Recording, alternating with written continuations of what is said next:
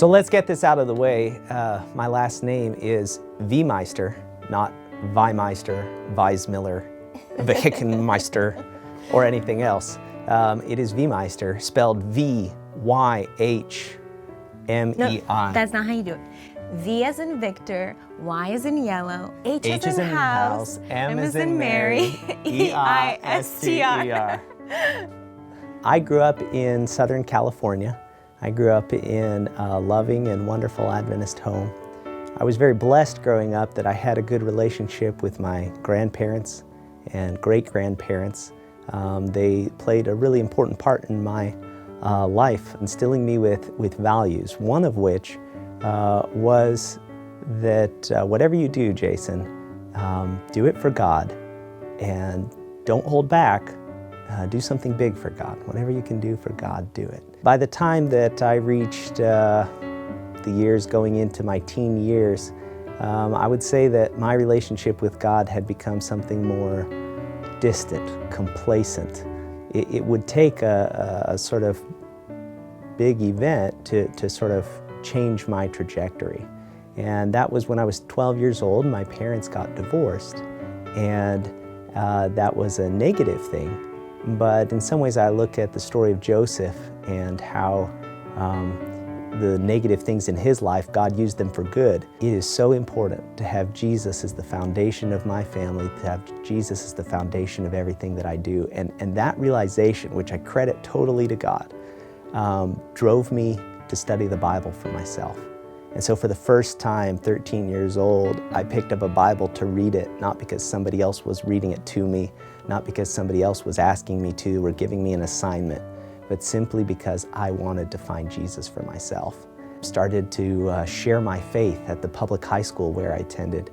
I started to be involved. My senior year, I was at Walla Walla Valley Academy, and I led out in Bible studies and preaching, and really just started applying whatever gifts I had to God's service.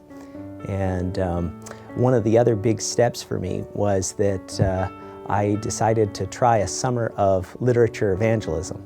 And I would spend the next 5 summers doing literature evangelism. So it played a big part in my life. What it taught me is that God could take my feeble efforts, doing whatever He put at my hands to do for Him, and that He could use that to truly impact people's lives. I saw that same thing during many of the evangelistic campaigns I was able to be part of, preaching. I'll never forget one night when a man came up to me after the meeting and he handed me a cigarette. And I thought that was kind of like an odd thing to do. You know, I get this cigarette in my hand. I've never held a cigarette in my hand in my life. And here, yeah. So I've got this cigarette in my hand. What am I going to do? But then he looked at me and he said, I want you to know that because of the message that you've shared tonight and because of the decision I've made, this is the last cigarette I will ever have. And he ended up getting baptized at the end of those meetings and becoming a Seventh-day Adventist.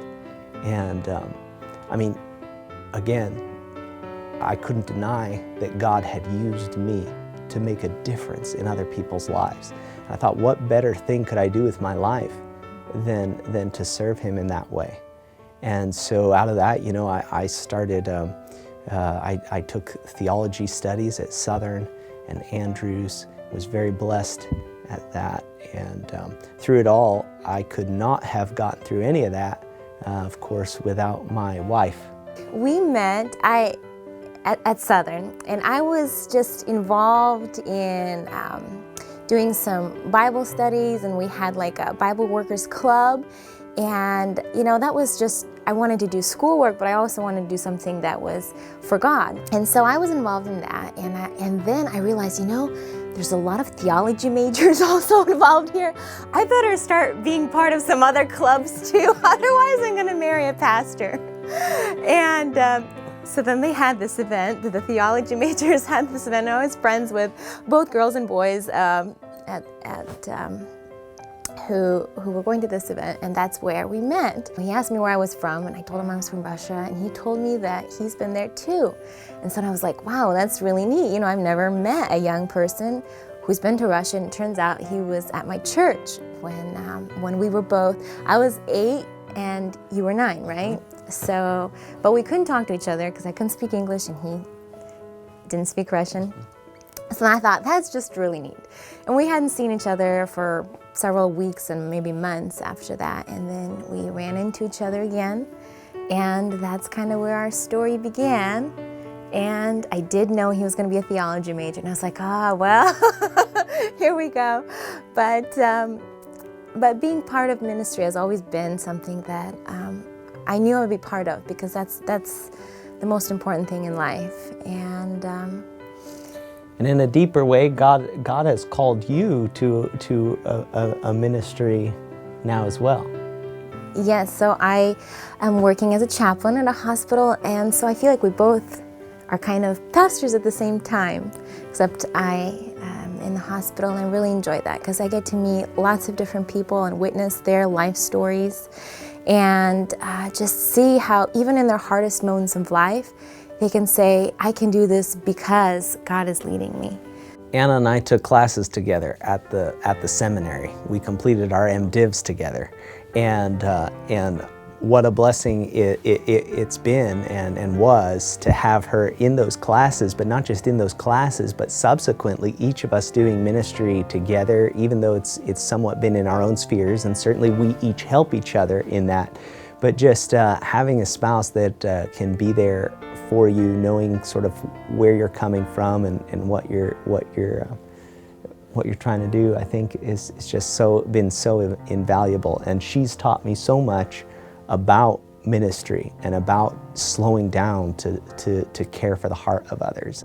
Since that time in school, the last 4 years of my ministry have been a tremendous blessing. I spent the first 2 years working as an associate pastor at Greenville Seventh-day Adventist Church, and it was such a blessing again to impact kids. I got a chance to work with young people a lot, and just to be sort of on the front row seat of watching God truly capture their hearts, it was see them put their lives on a trajectory to follow God. That just was one of the most thrilling experiences of my life. I really enjoyed that. And then the past 2 years have been equally thrilling, perhaps even more, as I've been at Riverview, and I have experienced just the most wonderful leadership team to be part of that has a heart ready to follow God wherever He leads. Today is special because it is just an honor to be part of a team to serve God, and to know that other people support you and see that you have God's blessings and gifts to work for Him. I can't deny that God has been using the path that I'm on. And so when it comes to an ordination and that recognition from the body of Christ that this is what you're called to do, to me, it's sort of the outworking of what I've been exploring for the past 10, 15 years of my life in terms of how can God use me? What thing does God want to do with my life? And seeing that truly He's been able to use my life to make an impact in others for His glory. That is just the most amazing feeling. And the ordination just sort of affirms that that's been happening, and that's just such a wonderful thing to know.